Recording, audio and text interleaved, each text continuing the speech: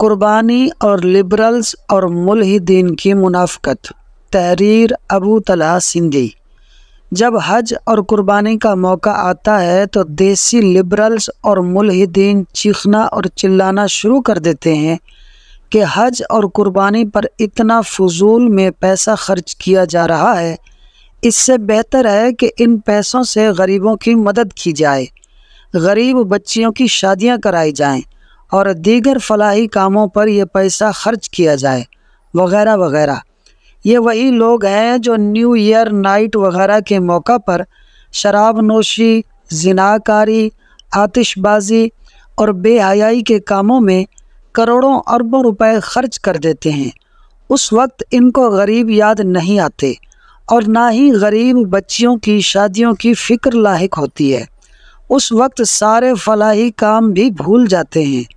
کوئی ایک پوسٹ دکھا دیں جس میں ان لبرلز اور اپنے آپ کو انسان دوست کہلانے اور سمجھنے والوں نے ایسے موقع پر ان فضول اور بیہودہ کاموں کی مخالفت کی ہو اور یہ پیسہ غریبوں اور فلاحی کاموں پر خرچ کرنے کی ترغیب دلائی ہو، ہرگز نہیں دکھا سکتے۔ وہ ان بیہودہ اور گناہ کے کاموں میں کروڑوں روپے ضائع کرنے کی کبھی مخالفت نہیں کرتے اور نہ ہی اس وقت انہیں غریب یاد آتے ہیں۔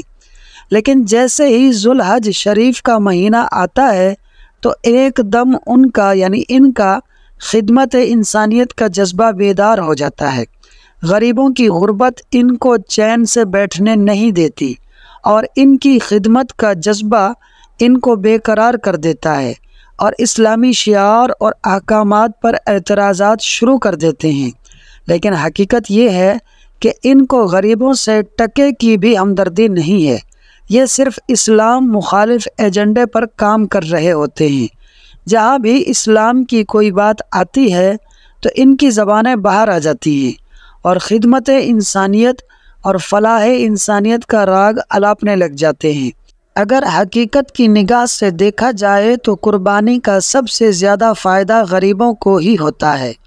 قربانی کا جانور پالنے سے لے کر ان کے لیے چارہ اگانے، چارہ بیچنے، جانوروں کو منڈیوں تک لانے، پھر منڈیوں سے مختلف مقامات تک پہنچانے، ذبح کرنے، کھالیں کارخانوں تک پہنچانے، پھر ان کھالوں سے مختلف چیزیں بننے تک، یہ سارے کام غریب اور متوسط طبقہ ہی سر انجام دیتا ہے، جس سے ان غریبوں کو کروڑوں روپے کی آمدنی ہوتی ہے اور قربانی کے ان تمام مراحل میں لاکھوں غریبوں کا روزگار وابستہ ہوتا ہے۔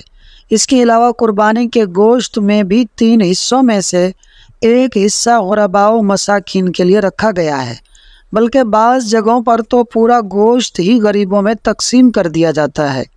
صرف شہروں میں ہی نہیں بلکہ دور دراز علاقوں میں بسنے والے غرباء و مساکین تک بعض مذہبی اور فلاحی تنظیموں کی طرف سے قربانی کا گوشت پہنچانے کا انتظام کیا جاتا ہے۔ یوں وہ غریب افراد جو اپنی غربت کی وجہ سے پورا سال گوشت کھانے سے محروم رہتے ہیں، ان کو بھی قربانی کی برکت سے کم از کم سال میں ایک مرتبہ وافر مقدار میں مفت میں گوشت کھانے کو مل جاتا ہے۔ یہ سارے فوائد ان دیسی لبرلز کو کبھی نظر نہیں آتے اور نظر آئیں گے بھی کیسے، کیونکہ ان کو غریبوں سے کوئی سروکار نہیں ہوتا۔ ان کا مقصد اسلام اور صرف اسلامی احکامات پر نکتہ چینی کرنا ہوتا ہے۔